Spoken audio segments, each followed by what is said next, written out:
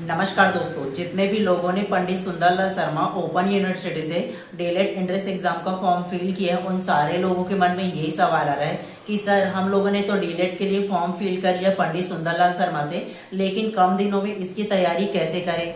अर्थात आप लोगों के पास मात्र अभी 11-12 दिनों का टाइम बचा हुआ है। इस 11-12 दिनों में हम लोग ना पंडित सुंदरलाल शर्मा से जो डीएलएड एंट्रेंस एग्जाम के लिए फॉर्म फिल किए हैं, तो उसकी तैयारी कैसे करें, ये बहुत लोगों के मन में सवाल आ रहा है। तो आज इन्हीं सवालों का जवाब जानेंगे। उसके अलावा जानेंगे कि आप लोगों के पास मात्र 2 दिनों का और टाइम बचा हुआ है। आज 17 जून है और 19 जून को लास्ट है आप लोगों का प्री डीएलएड एंट्रेंस एग्जाम का फॉर्म फिल करने के लिए पंडित सुंदरलाल शर्मा ओपन यूनिवर्सिटी से। तो इसके लिए आप लोग और क्या क्या कर सकते हैं, इसके एलिजिबिलिटी और क्या क्या है, इसके बारे में भी ना हम लोग विस्तार पूर्वक चर्चा करेंगे। तो स्वागत है आप सभी लोगों का आपके अपने इस YouTube चैनल बाय एमडी धीवर पर। अगर आप लोग चैनल पे नए होंगे तो चैनल को भी सब्सक्राइब कर देना और बेल आइकन को दबा देना, क्योंकि शिक्षक बनने से रिलेटेड जितना भी सारा प्रोसेस होता है ना, इसी चैनल में हम लोग उसके बारे में बात करते रहते हैं, चर्चा करते रहते हैं। तो चलिए ज़्यादा देर नहीं करते हैं, सीधा सीधा ना आप लोगों के सवाल के ऊपर आते हैं कि आप लोगों ने अगर पंडित सुंदरलाल शर्मा ओपन यूनिवर्सिटी से प्री डीएलएड एंट्रेंस एग्जाम का फॉर्म भर लिया है, तो उसके बाद आप लोगों के पास मात्र 11-12 दिनों का टाइम बचा हुआ है मोटा मोटी। तो इन 11-12 दिनों में किस प्रकार से आप लोगों को तैयारी करना चाहिए।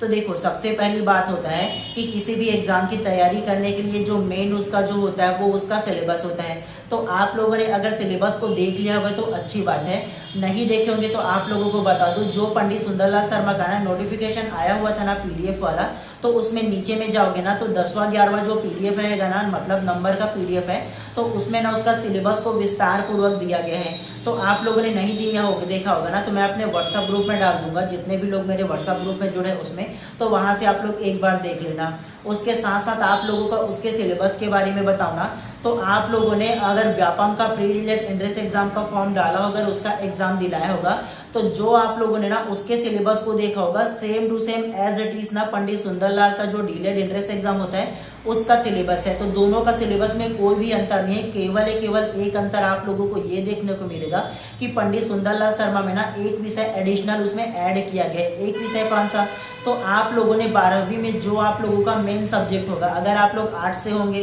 कौन सा विषय मिलेगा, तो आप लोगों को वो विषय मिलेगा जिसके अंतर्गत आप लोगों का इतिहास, राजनीति, भूगोल, ये वाला पार्ट आप लोगों को मिल जाएगा। उसके अलावा अगर आप लोगों ने 12th में साइंस लिया होगा, मैथ्स लिया होगा, तो वो आप लोगों को साइंस या मैथ्स वाला जो विषय है ना अलग से, वो आप लोगों को एक सब्जेक्ट सॉल्व करने पड़ेंगे। बाकी जो सब्जेक्ट 5 सब्जेक्ट ना वो सेम टू सेम रहने वाला है। जैसे आप लोगों ने व्यापम के एग्जाम के डीएलएड में दिया होगा ना, तो हिंदी का आता है, इंग्लिश का आता है, उसके अलावा रीजनिंग का आता है, उसके अलावा सीडीपी अर्थात शिक्षण अभिरुचि का आता है, सामान्य ज्ञान का आता है। ये 5 सब्जेक्ट आप लोगों का अलग हो गया। उसके अलावा 20 नंबर का एक सब्जेक्ट अलग होता है आप लोगों का, जो मेन सब्जेक्ट होगा वो। अब कई लोगों के मन में ये सवाल आएगा कि सर मान के चलो अगर मैं आर्ट्स बैकग्राउंड से हूँ, ठीक है, तो क्या मैं केवल आर्ट्स वाला जो क्वेश्चन होगा वो सॉल्व करूंगा क्या, मतलब आर्ट्स वाला जो टॉपिक है उसको सॉल्व करूंगा। अगर मैं साइंस या मैथ्स से हूँ तो क्या मेरे को साइंस या मैथ्स को ही सॉल्व करना पड़ेगा क्या। देखो, आप लोगों के सामने ना 20 नंबर का अलग अलग 20 क्वेश्चन आप लोगों को वो पार्ट मिलेंगे जिसके अंतर्गत आप लोगों का आर्ट्स से रिलेटेड आप लोगों का इतिहास, राजनीति, भूगोल का टॉपिक आप लोगों को मिलेगा एक 20 नंबर वाला। उसके अलावा साइंस वाला होंगे तो साइंस वाला पार्ट जो क्वेश्चन है वो मिलेगा। आपको केवल एक सब्जेक्ट चूज करना है। ये मैंडेटरी नहीं है कि साइंस वाला साइंस को सॉल्व करेगा, आर्ट्स वाला आर्ट्स को सॉल्व करेगा, ये मैंडेटरी बिल्कुल भी नहीं है। तो अगर आप लोग कंफर्ट हो कि साइंस वाला अगर आर्ट्स वाला जो क्वेश्चन है उसको सॉल्व कर सकते हो तो उसको कर लेना, साइंस वाला पार्ट को छोड़ देना। केवल देखो 3 अलग अलग आप लोगों को विषय मिलेंगे ना, उसमें एक विषय को चूज करना है, चाहे वो कोई भी विषय हो सकता है। तो ये आप लोगों के माइंड में क्लियर हुआ कि कोई भी आप लोग सब्जेक्ट को चूज करते हो, लेकिन एक सब्जेक्ट को पूरा क्वेश्चन को अटेम्प्ट करना, आधा साइंस का आधा आर्ट्स का, ऐसे आप लोगों को मिक्स नहीं करना है, ठीक है। तो एक सब्जेक्ट कोई भी को चूज कर लेना है। अगर मोटा मोटी इसके नंबर के डिस्ट्रीब्यूशन को अगर आप लोगों को बताऊं ना, तो सबसे पहले 10 नंबर का हिंदी आएगा, 10 नंबर का इंग्लिश आएगा, 20 नंबर का आप लोगों का रीजनिंग आएगा, 20 नंबर का सामान्य ज्ञान आएगा और 20 नंबर का शिक्षण अभिरुचि आएगा। टोटल इसमें 80 नंबर हो गया है ना। और 20 नंबर का आप लोगों का मेन सब्जेक्ट आएगा, जिसमें आप लोग आर्ट्स वाला सब्जेक्ट वो चूज कर सकते हो, या साइंस वाला चूज कर सकते हो, या मैथ्स वाला जो सब्जेक्ट है वो चूज कर सकते हो। तो टोटल 100 नंबर का इसमें भी होने वाला है। अब बात करते हैं सेम टू सेम इसका जो सिलेबस है वो हो गया। अब सेकंड बारे में बात करते हैं कि आप लोगों को इसकी तैयारी कैसे करना चाहिए। आप लोगों के पास मात्र ना 11 से 12 दिनों का टाइम बचा हुआ है। इस 11 से 12 दिनों में अलग से कोई भी आप लोगों का विषय का जो बुक है वो लेने की बिल्कुल भी आवश्यकता नहीं है। तो आप लोगों को अब क्या करना होगा, आप लोग अगर कहीं प्री डीएलएड एंट्रेंस एग्जाम और pre BEd entrance exam Vyapam का अगर एग्जाम दिलाए होंगे, अगर उसके लिए अगर आप लोगों ने बुक लिया होगा तो उसी बुक से आप लोगों को पढ़ना है, कोई और अलग से 11-12 दिनों के लिए बुक लेने की आवश्यकता नहीं है। सबसे पहला काम, आप लोगों के पास जो पुराना बुक होगा व्यापम का डीएड या बीएड वाला, तो उसको पहला आप लोगों को पढ़ना है। दूसरा आप लोगों को क्या करना है, दूसरा आप लोगों को ना थोड़ा बहुत ऑनलाइन की तरफ भी चले जाना है, मतलब यूट्यूब में जा करके जो भी लोग ना पंडित सुंदरलाल शर्मा का डीएलएड की तैयारी करा रहा होगा, मैराथन वगैरह चला रहा होगा ना, तो उससे भी देख सकते हो। पहला अपना बुक से पढ़ना है, दूसरा आप लोगों को ऑनलाइन भी जा करके कोई भी टीचर पढ़ा रहा होगा उससे पढ़ना है आप लोगों को इस प्रकार से। तीसरा अपने सिलेबस के अकॉर्डिंग पढ़ना है, सिलेबस जो है आपके पीडीएफ में पूरा विस्तार पूर्वक दिया गया है वहां से निकाल लेना और वहां से पढ़ लेना अच्छे से। तो आप लोगों को ये 3 ही काम करना है। और देखो आप लोग ना ज़्यादा से ज़्यादा आप लोग पढ़ने की कोशिश कीजिएगा, अभी के टाइम में 11-12 दिनों का टाइम बचा हुआ है, तो ज़्यादा से ज़्यादा पढ़ने की कोशिश करना। और पढ़ने में केवल ये कर सकते हो आप लोग, अगर ये जो भी विषय को पढ़ रहे हो कॉन्सेप्ट बेस्ड पढ़ना। कॉन्सेप्ट बेस्ड मतलब ये है कि रटने की कोशिश मत करना, हिंदी को रटोगे चलेगा, रीजनिंग को रटोगे चलेगा, कोई दिक्कत नहीं है। लेकिन अगर सोचोगे ना कि मैं बासी विषय को भी रटूं, कोई मतलब नहीं होगा, क्योंकि अभी की डेट में जो क्वेश्चन पूछा जा रहा है वो कॉन्सेप्चुअल बेसिस पूछा जा रहा है, समझ आधारित पूछा जा रहा है। तो इसीलिए अपने समझ पर ध्यान देना, रटने पर ज्यादा ध्यान मत देना, ठीक है। और एक सवाल आप लोगों के मन में ये आ सकता है कि सर हम लोगों ने ना व्यापम का जो डीएलएड का एग्जाम और बीएड का एग्जाम हुआ था ना, उसको हम लोगों ने दिलाया था और उसका क्वेश्चन को देखते तो उसमें तो कितना ज्यादा टफ में पूछा गया था, लेंदी क्वेश्चन पूछा गया था। और आप लोगों के मन में इसी प्रकार से सवाल आएगा कि सर क्या पंडित सुंदरलाल शर्मा का जो डीएलएड का एग्जाम होने वाला है क्या इसी प्रकार से पूछा जाएगा, लेंदी और टफ टाइप से पूछा जाएगा क्या? तो आप लोगों को इसके बारे में थोड़ा सा विस्तार पूर्वक बता दूं। देखो व्यापम का जो एग्जाम होता है ना वो क्या है, प्रॉपर वो कंपटीशन एग्जाम की क्या है ऑर्गेनाइज कराता है कंपटीशन एग्जाम। तो इसीलिए ना व्यापम जो है वो क्वेश्चन जो है वो अपने अनुसार छांटता है लेंदी टाइप से। अभी के डेट में जितना प्रकार से जो क्वेश्चन का ना जो स्टेटस है ना उसी प्रकार से छांटा जा रहा है। लेकिन अगर सोचोगे ना कि पंडित सुंदरलाल शर्मा में भी सेम टू सेम ऐसे ही क्वेश्चन देखने को मिले, तो आपको बता दूं लगभग 50%, केवल 50% तक की आप लोगों को ना इस प्रकार से कूट आधारित जो क्वेश्चन है वो देखने को मिलेगा। 50% जो रहेगा वो नॉर्मल क्वेश्चन रहेगा, क्योंकि पंडित सुंदरलाल शर्मा केवल वो जो है ना वो एंट्रेंस एग्जाम ही केवल लेता है बीएड और डीएलएड का, बाकी किसी भी प्रकार से कंपटीशन एग्जाम का ऑर्गेनाइज नहीं कराता है, ठीक है, तैयारी नहीं कराता है। तो इतना ज्यादा उन लोगों को ना टफ क्वेश्चन निकालने का एक्सपीरियंस भी नहीं है। तो ये ध्यान रखना केवल 50% पूछा जा सकता है। तो ध्यान से अपने सिलेबस के अकॉर्डिंग पढ़ना और इसी प्रकार से पढ़ना, कोई भी अन्य प्रकार से जो बुक है वो लेने की आवश्यकता नहीं है, नॉर्मल इसी प्रकार से पढ़िएगा, इतना इनफ हो जाएगा आप लोगों के लिए, ठीक है। तो इन बातों का आप लोगों को खास तौर से ध्यान रखना है। और आप लोगों के पास मात्र ना 2 दिनों का टाइम और बचा हुआ है। अगर आप लोगों ने पंडित सुंदरलाल शर्मा से प्री डीएलएड एंट्रेंस एग्जाम का फॉर्म नहीं भरा होगा तो उसका भी फॉर्म आप लोग भर सकते हो, ठीक है, 2 दिनों का टाइम बचा हुआ है। और डीएलएड के लिए अगर योग्यता के बारे में थोड़ा सा अगर आप लोगों को बताऊं तो इसका जो योग्यता है ना वो केवल 12वीं पास आउट होना चाहिए पहला, वो भी 50% के साथ 12वीं पास आउट होना चाहिए पहला हो गया।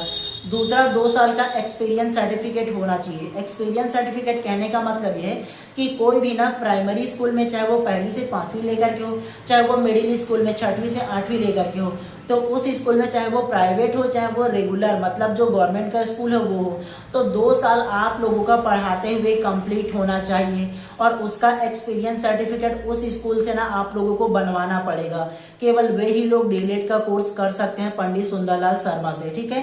पहले बात आप लोगों का 12वीं पास आउट होना चाहिए, वो भी 50% के साथ। दूसरा 2 साल का अनुभव प्रमाण पत्र लगेगा, 2 साल कंप्लीट होना चाहिए पढ़ाते हुए, कोई भी प्राइवेट स्कूल हो चाहे वो गवर्नमेंट स्कूल हो, पढ़ाते हुए कंप्लीट होना चाहिए। केवल वे ही लोग इसमें क्या है एलिजिबल होंगे। अगर आप लोग एलिजिबल नहीं है तो फॉर्म भरोगे तो कोई मतलब नहीं होगा, क्योंकि 1000 आप लोगों का फीस लगने वाला है फॉर्म भरने के लिए। और देखो आप लोग जब शुरुआती में फॉर्म भरोगे ना तो आपको एक्सपीरियंस सर्टिफिकेट तुरंत तो नहीं लगेगा, लेकिन उसमें क्या लगेगा ये जान लो। सबसे पहले उसमें पूछा जाता है कॉलम में कि आप लोग कौन से स्कूल में पढ़ा रहे हो पिछले 2 वर्ष से, ये पूछा जाता है। दूसरा उस स्कूल में किस डेट से आप लोग पढ़ा रहे हो, कब तक की आप लोग पढ़ा रहे हो, ये पूछा जाता है, डेट पूछा जाता है। दूसरा स्कूल का नाम पूछा जाता है। तो अगर कोई भी स्कूल का नाम अगर आप लोग अभी डालोगे तो ये ध्यान रखना उसी स्कूल का एक्सपीरियंस सर्टिफिकेट लगेगा। ये मत करना कि मैं फॉर्म में ना दूसरा स्कूल का नाम डाल दिया और जब एक्सपीरियंस सर्टिफिकेट जमा करने की बारी आया तो दूसरा स्कूल का दे दिया। ऐसे मिसमैच में आप लोगों को रिजेक्ट कर दिया जाएगा, ध्यान रखना आप लोग, ठीक है। तो 2 दिन बचा हुआ है, तो आराम से आप लोग पंडित सुंदरलाल शर्मा के वेबसाइट पर जाकर के आप लोग फॉर्म भर सकते हो। 1000 उसका फीस लगने वाला है, बाकी और कुछ भी उतना ज़्यादा लगने वाला नहीं है। और 28 जून को उसका एग्जाम होने वाला है, तो जाकर के दिला सकते हो। 11-12 दिनों का टाइम बचा हुआ है तो दिला सकते हो, एकदम लेंदी में उसका क्वेश्चन नहीं पूछा जाता है। और अगर आप लोगों को थोड़ा सा इसके फायदे के बारे में बताऊँ ना, पंडित सुंदरलाल शर्मा से डीएलएड का कोर्स करने के लिए फायदे इसके बारे में, तो सबसे पहला फायदा ये जान लो कि ये जो पंडित सुंदरलाल शर्मा से डीएलएड का कोर्स है वो केवल आप लोगों का नॉन अटेंडिंग होने वाला है। नॉन अटेंडिंग कहने का मतलब है कि पूरे साल में केवल 10 दिन आप लोगों को वहाँ कॉलेज जाना पड़ेगा। कितना, तो पूरे साल में 10 दिन आप लोगों का क्लास लगेगा, उसके बाद आप लोग घर बैठे आराम से पढ़ सकते हो। और उसका जो बुक मटेरियल है ना वो पंडित सुंदरलाल शर्मा के द्वारा ना ऑफिशियल आप लोगों के ना घर पहुंचाया जाएगा। जितना भी जो बुक रहेगा फर्स्ट ईयर का ना वो आप लोगों का डाक के थ्रू आपके घर भिजवाया जाता है। और 1 साल का अगर उसका फीस के बारे में बताऊँ ना तो 12,300 1 साल का उसका फीस लगने वाला है, ठीक है। केवल उतना ही लगने वाला है और 1 साल का आप लोगों का जो कोर्स है वो कंप्लीट हो जाएगा। अब आप लोगों के मन में फिर से ये सवाल आएगा कि सर क्या ये जो पंडित सुंदरलाल शर्मा का जो कॉलेज है वो केवल बिलासपुर में उसका मेन जो ब्रांच है वो है, उसके अलावा हमारे जिला में मिल सकता है क्या? मान के चलो मैं अगर कि राजनांदगांव से दूसरे अगर जिला से हो तो वहाँ मेरे को सेंटर मिलेगा या नहीं, चाहे वो एग्जाम सेंटर हो चाहे वो आप लोगों का डीएलएड फर्स्ट ईयर करने का सेंटर हो। तो आप लोगों को थोड़ा सा विस्तार से इसको भी बता दे रहा हूँ, ध्यानपूर्वक सुनिएगा और समझिएगा। सबसे पहला आप लोगों का जो 28 जून को जो आप लोगों का एंट्रेंस एग्जाम होने वाला है वो छत्तीसगढ़ के अलग अलग जिलों में ना आप लोगों का एंट्रेंस एग्जाम होने वाला है। कोई भी मैंडेटरी नहीं कि आप लोग बिलासपुर से डालो, आप फॉर्म डालोगे उसमें आप लोगों का पूछा जाता है एग्जाम सेंटर, तो आपका जो भी नियर जिला है ना तो उसमें आप लोग डाल सकते हो। वो आप लोगों का एग्जाम हो गया, आपके जिला में एग्जाम सेंटर क्या है प्रोवाइड किया जाएगा, एक ये हो गया। उसके अलावा मान के चलो अगर आप लोगों का इसमें एडमिशन हो जाता है पंडित सुंदरलाल शर्मा में डीएलएड फर्स्ट ईयर में, तो आप लोगों को केवल 10 दिनों का ना जो कॉलेज है वो लगने वाला है। और ये 10 दिनों का जो कॉलेज है ना वो छत्तीसगढ़ के अलग अलग जो जिले हैं ना लगभग 16-17 जो जिले हैं ना उसमें आप लोगों का डीएलएड का कोर्स जो है ना वो देखने को मिलता है। तो जहाँ जहाँ प्राइवेट कॉलेज हो चाहे गवर्नमेंट कॉलेज हो वहाँ डीएलएड का जो कोर्स है वो कराया जाता है 10 दिनों का। तो वहाँ आप लोगों के जिले में भी देखने को मिल जाएगा। उसका पीडीएफ जो है मैं आप लोगों को प्रोवाइड कर दूंगा, उसमें आप लोग देख सकते हो, ठीक है।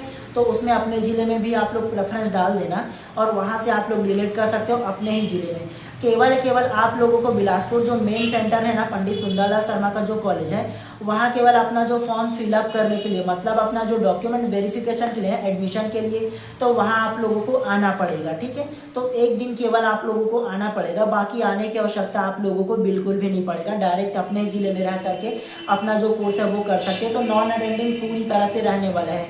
अब आप लोगों के मन में एक सवाल ये भी आ सकता है कि सर क्या ये जो व्यापम का एग्जाम है उसको दिला करके हम लोग प्राइवेट कॉलेज या गवर्नमेंट कॉलेज हम लोगों का लगता है डीएलएड कोर्स में और उसमें रेगुलर जाना होता है, तो क्या हम लोग ये जो पंडित सुंदरलाल शर्मा का जो 10 दिनों का डीएलएड का कोर्स करेंगे तो वो दोनों का जो एलिजिबिलिटी है, दोनों का जो प्रमाण पत्र की जो वैल्यू है वो सेम है कि अलग अलग है? तो एक चीज़ आप लोगों को बता दूं, चाहे आप लोग ना व्यापम का एग्जाम के थ्रू आप लोग गवर्नमेंट कॉलेज में जाओ या प्राइवेट कॉलेज में जाओ, व्यापम के थ्रू रेगुलर कॉलेज में, चाहे आप पंडित सुंदरलाल शर्मा का ना जो डीएलएड का कोर्स है वो करो केवल 10 दिनों का, दोनों का जो सर्टिफिकेट का जो वैल्यू है ना इक्वल है, किसी भी प्रकार से उसमें भेदभाव नहीं है।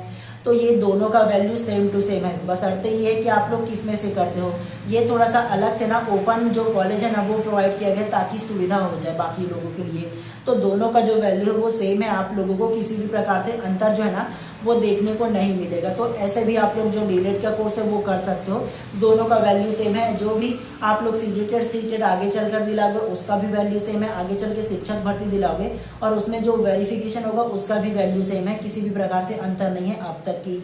तो ऐसे ऐसे आप लोगों का जो प्रोसेस है वो होने वाला है। तो अभी तक की आप लोगों ने फॉर्म नहीं फिल किया होगा, 2 दिनों का टाइम है, कर लीजिएगा आप लोग, ठीक है।